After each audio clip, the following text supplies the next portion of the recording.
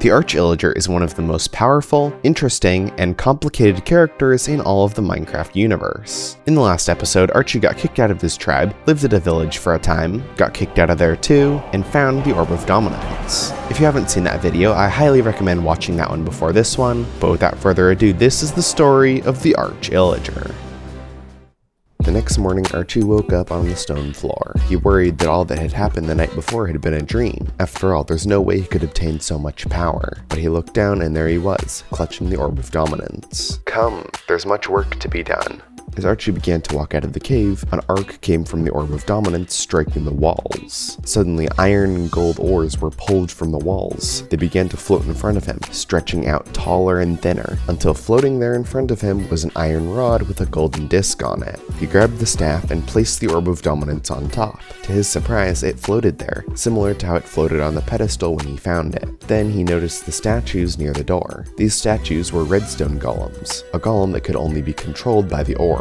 With a swing of his staff, Archie reanimated the golems, bringing them to life so that they could serve him. Then he realized that after all the running last night, he was gravely hungry. But as he thought this, the Orb of Dominance summoned a plate full of warm food and a nice cozy blanket. Archie ate until he couldn't eat anymore and then took a nice long nap.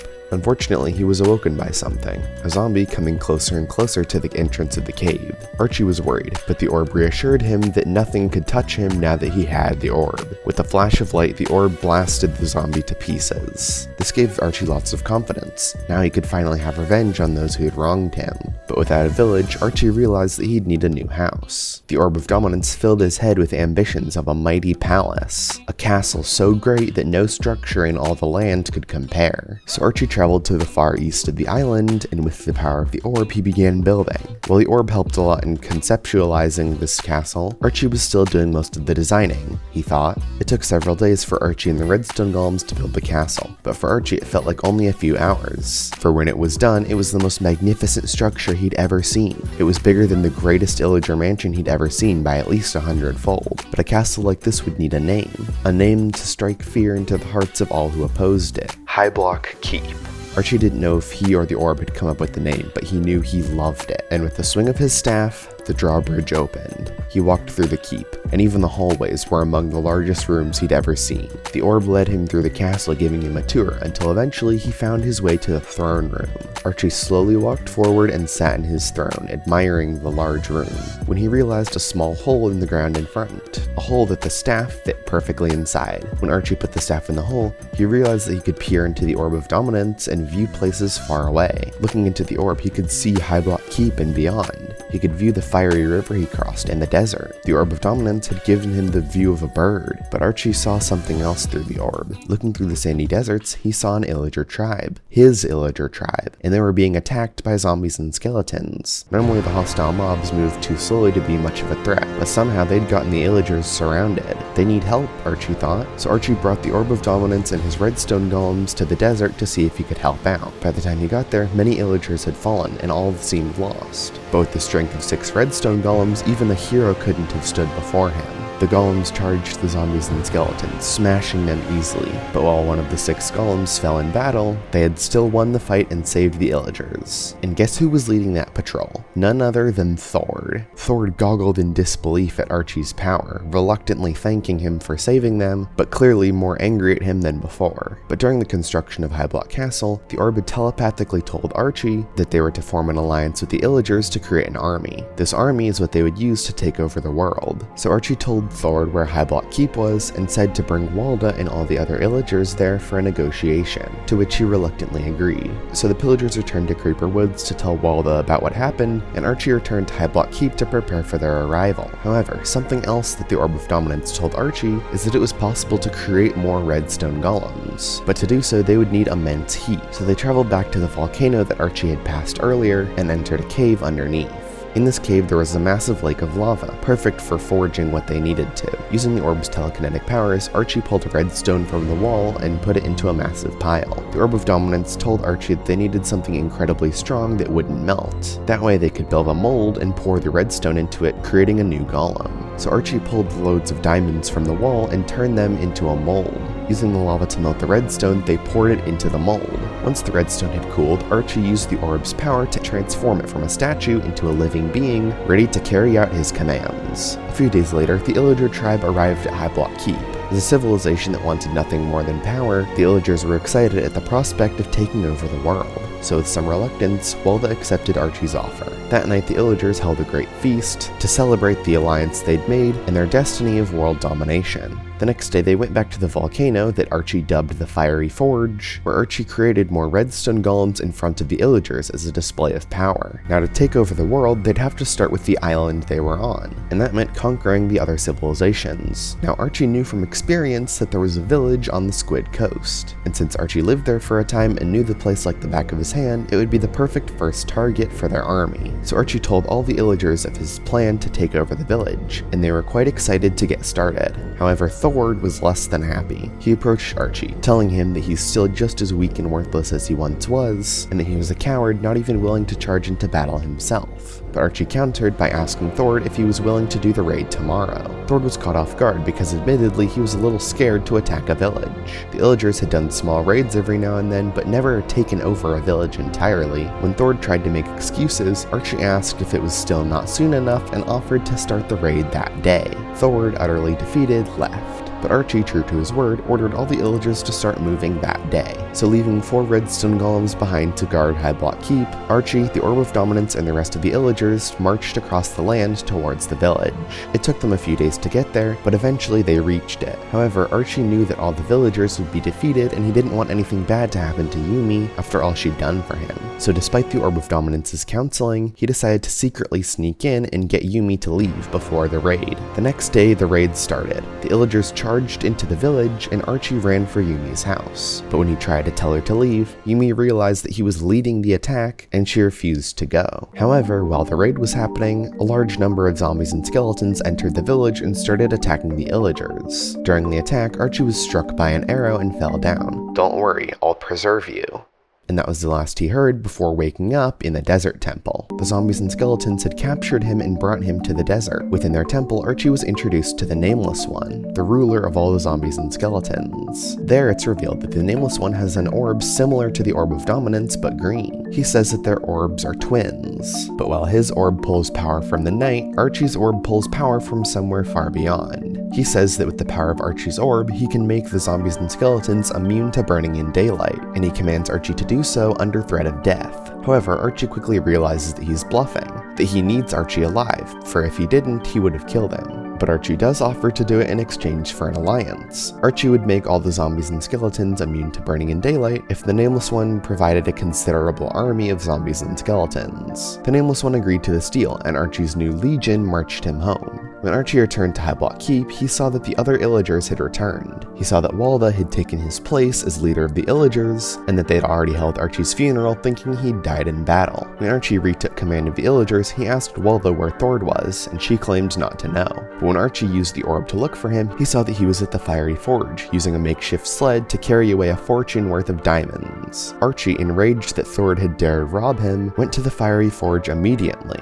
There, he and Thor had a battle, to see if Archie could finally have his revenge on his arch-nemesis. In the end, Thor was defeated and was cast into the lava as he begged for mercy. However, Archie realized that clearly he would need something else to keep the Illagers in check, something so strong that they could never stand against it. He needed to create a larger, more powerful redstone golem, one that would strike fear into the hearts of all who saw it. So with a swing of his staff, he created a diamond mold, many times larger than any he'd created before. Within that mold, he poured several redstone golems worth of redstone, and with a flash of light from the orb, it was done. He had created the most powerful beast in all the land, a beast that he dubbed the Redstone Monstrosity. All the Illagers working in the mines shivered in fear at the sight of it, for all of them together couldn't hope to stand against it. With a wide smile on his face, Archie threw his head back and laughed, knowing that now nothing could stand against him. Archie returned to Highblock Keep and scolded Walda for not telling him where Thor was, because Walda knew what Thor was trying to do and she didn't stop him. But he decided not to destroy her as he realized she had set up a ceremony for him.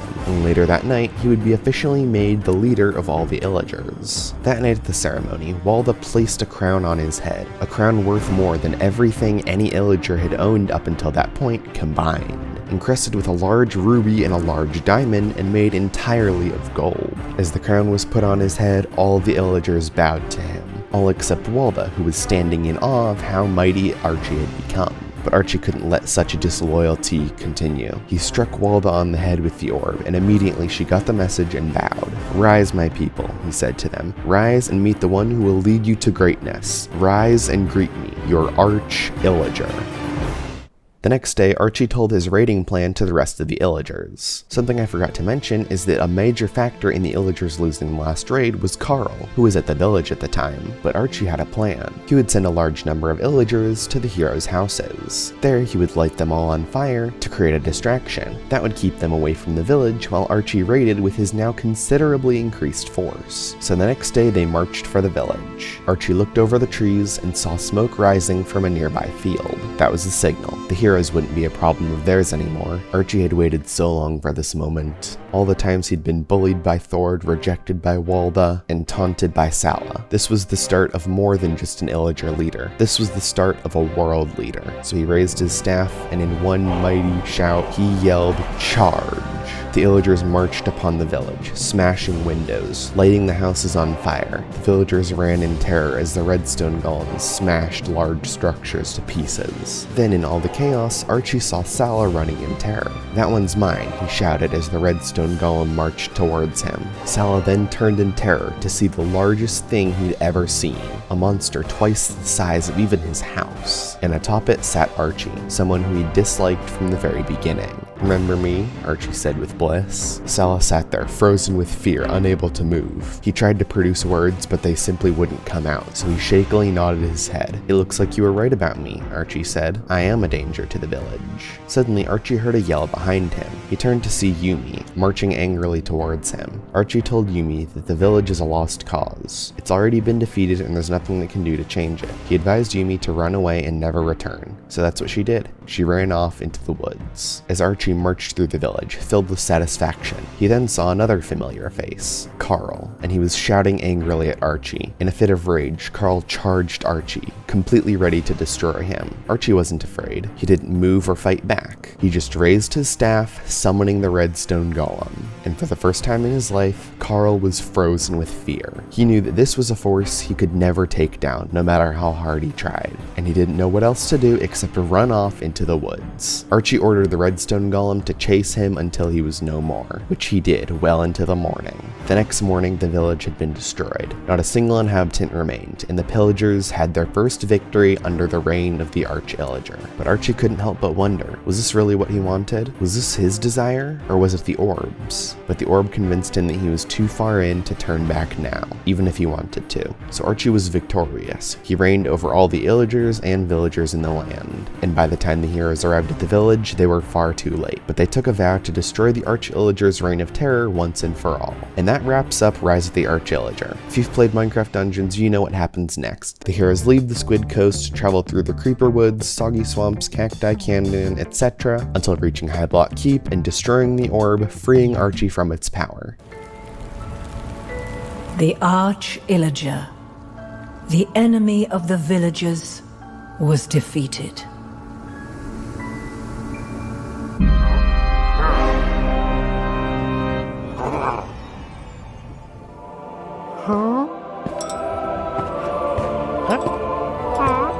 Great heroes saved the day and vanquished evil.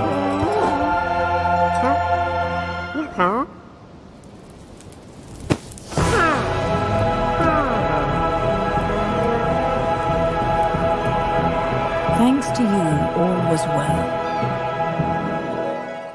But that only leaves one question unanswered. What happened to Archie after Minecraft Dungeons? Well, Mojang has never given us a statement saying what happened, but in the cutscene after you beat the Echoing Void DLC, you see the villagers of the Squid Coast celebrating, because the war with the Orb of Dominance had finally been won. However, even a frame-by-frame analysis of this clip shows that Archie was not at the village at the time. So where was he? Well, my theory is that he went back to repair all the evil that he'd done, and hopefully rebuild his friendship with Yumi. But hold on a second, Archie wasn't powerful at all before the orb found him. I mean, he was one of the weakest Illagers ever. The only reason the orb chose him is because he was easy to control. But what if the orb chose someone else? Someone who was already powerful. Someone like Carl. If you want to know what would have happened, click here. I hope you enjoyed, and goodbye.